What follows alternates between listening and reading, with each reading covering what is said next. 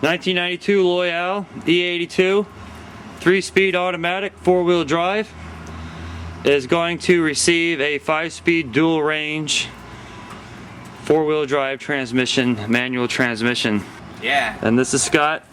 We saw him yesterday pulling the transmission out of this hulking pile here behind Fox's garage in the alley on Holton Street. This operation, we're going to pull the engine. So having the engine out will give us the opportunity to do all the bottom end seals, rear end seals, and front end seals all at the same time. We are going to disconnect the AC and alternator bracket assembly as a complete unit, as to not compromise the pressure of the AC system and to not vent into the atmosphere. Subaru engine, the engineers of Subaru thought of a handy dandy trick to do with the prop rod. If you pull the prop rod out of this grommet here, you can insert it into this little hole here on the strut tower to prop the hood vertical. Like so, we have plenty of room to yank our Seat Albu motor. We want to pull the radiator out to not damage it, but instead of doing the hillbilly approach and cricking up the whole core support, we're going to take the clutch fan off. There's a flat spot designed on the shaft of the fan to hold it still, to keep it from walking around on you when you're trying to undo the bolts. It can be a tight squeeze, but with patience and practice, it becomes routine if you do this quite often. These here Subaru engines are designed to be taken off the car basically as complete as possible. A lot of times you get people removing unnecessary parts, not knowing that it comes off as a unit.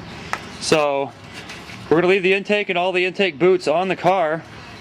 Easiest thing to do with this charcoal canister is unclip it. I usually take that and swing it right over the intake snorkus, undo the clamp here, and pull this vacuum line here. This vacuum line controls the heater controls and the 4-wheel drive solenoid on push-button cars. And make sure you don't forget to hook that up. For the radiator, you're going to remove the 2 bolts here, 12mm, except for this car's had the radiator changed at one point and somebody put 13mm bolts in here. But sometimes when you have aftermarket bolts being the correct thread pitch and length, they're going to have a different size hex on them. And as we undo the radiator, there are 2 plugs down here.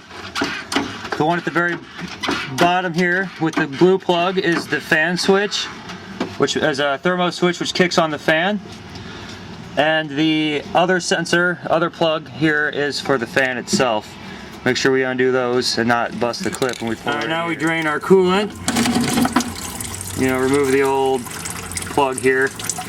Pop the radiator cap to release any vacuum, just like venting your gas can. We'll let that run out. That'll run out of our radiator enough to pull it out without making a holy ass mess everywhere. As we're ready to pull the radiator here, we also want to make sure to undo our power steering lines. There's a bolt here off the thermostat. A lot of times this mount will just be rusted away or broken. It's not terribly important that it is or isn't. We have that bolt there, and we also have one here next to the other spark plug.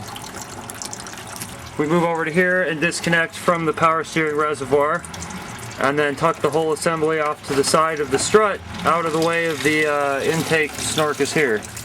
Now to undo our power steering reservoir, it's got this nice little hexagonal nugget here to undo.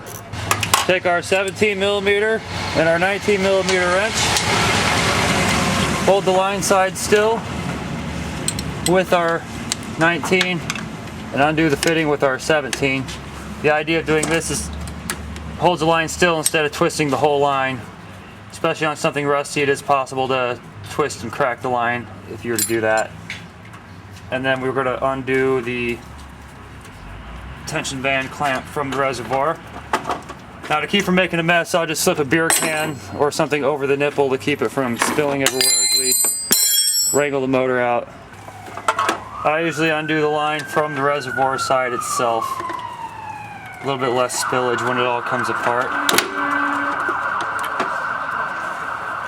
Like so. If the line gives you a little bit of a fit, just give her a twist. She'll pop right off. And then, being we're in Milwaukee, our favorite beer can is Pabst Blue Ribbon. Now that our radiator hose is undone from the radiator, we can tuck it right behind the oil pipe. Swing the intake plenum out of the way. Take our power steering lines. Where are we stuck? swing that out from under the air box and just let that hang over here, and that'll be just fine for our procedure. We should make sure to not forget to undo the ATF cooling lines from the transmission off of the radiator. The radiator is out of the way. We have plenty of room to access the timing belts if we were doing that with the motor in car, and also the clearance we need to pull the car out. Today we're going to pull this whole alternator bracket assembly up as one unit without compromising the charge on the AC system.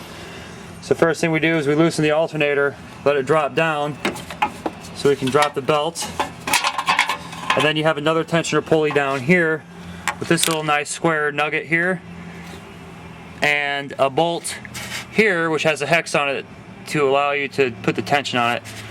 Loosen that to take the inner belt out, and then once that's out of the way we have access to the bolts to hold the entire bracket. For the sake of easier access, if you swing the alternator up, you remove the outer bolt here, swing the whole deal up, tighten it back down, gives you plenty of room to get into this other idler pulley here to remove that. Now that we have our tensioner pulley out of the way, there's a couple bolts to hold this whole assembly down. There's a 12mm bolt that rides here, which is under the alternator. Then we have a 14mm bolt here, which is supposed to be a hexagonal bit that sticks out about 3 inches, enough to grab a wrench, but for some reason that's not there, presumably because someone else has worked on this car. Once you pull this bolt out, there's another bolt down here just above the water pump, if you can see that in my video here.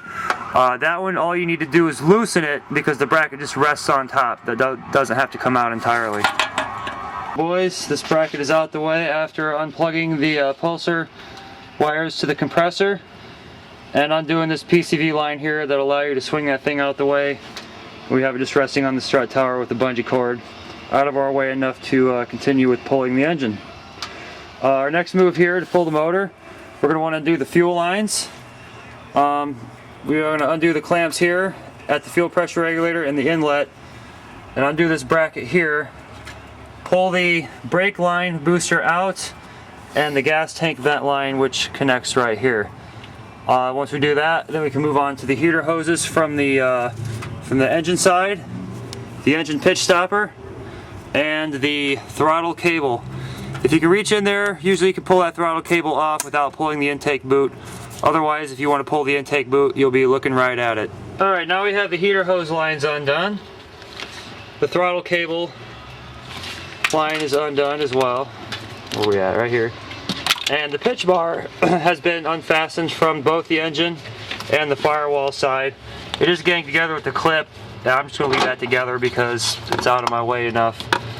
And I'm going to leave this bolt here because this is what we're going to tie our chain to between that point and this bracket on the power steering here for when we go to yank the motor out of the car. Sometimes the fuel lines can be a bitch. Just give them a little twist to crack them free. They should come out. You'll expect a little bit of fuel pressure to come out.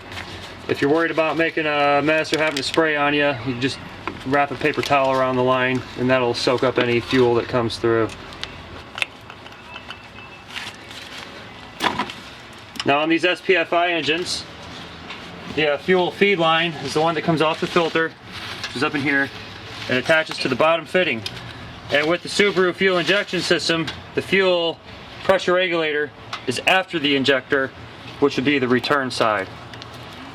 And then we also have our vent line down here, once again, with just a simple clamp. That's what vents the gas tank, and it comes across through here to the charcoal canister and runs through this little stupid solenoid that's always going to throw you an engine code, but never is really an issue. Last but not least, whether we did this first or last, we have a ground wire on the water pipe. That's what grounds the engine to the chassis over here, along with the negative battery. And we have a connector for the distributor that we can unplug here. Don't want to forget to disconnect our SPFI harness. It's a good idea when you come out with the car, with the engine out of the car, to just watch for anything that hangs up.